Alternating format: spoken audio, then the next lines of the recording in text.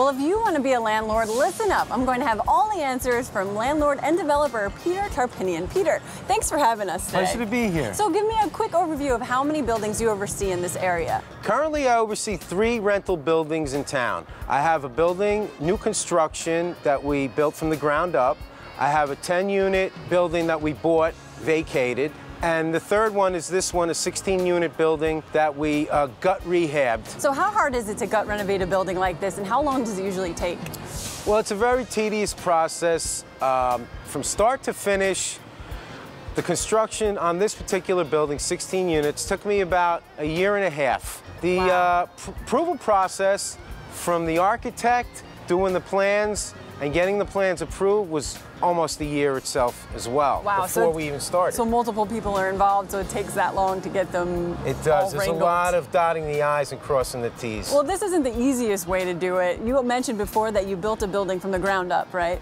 That's right. Cool, let's go see it. All right. Okay, so as you were saying, building from the ground up like you did here is a little bit easier than gut renovating. At times you can say that it would be. However, with gut rehab, you have a lot of different obstacles that you may encounter, demolition and so forth. With new construction, there's no demolition. It's a vacant lot. You get your approvals from the building department and from the zoning department to build a certain story building. So what are the steps to finding the perfect place? Well, the most important factor, I think, would be location.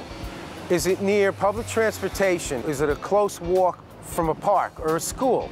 Second would be the type of building. Is it a single family or is it a multi-family dwelling you're looking at? The third would be the condition of the building in its existing state.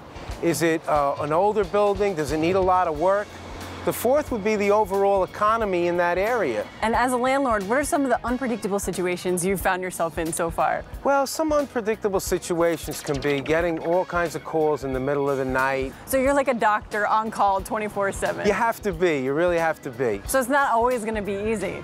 It's not easy at all. I mean, if it was easy, everybody would be doing it. Well, speaking of easy, you mentioned before, the easiest part about being a landlord, you mentioned buying units already made. Let's go take a look at that building. Let's go. Okay.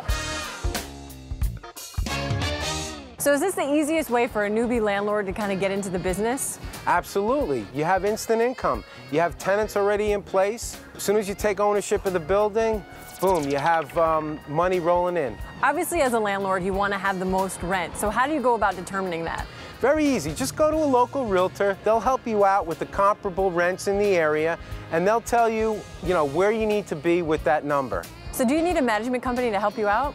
Not necessarily, unless you're working 60 to 70 hours a week and you don't think you can get it done yourself. Well, thanks so much, Peter. Great advice. So, you want to be a landlord? Learn the basics of the business, get to know the people that'll help you the most, and be prepared to deal with a variety of unpredictable situations. And keep in mind, it's not always going to be easy, but it can be done.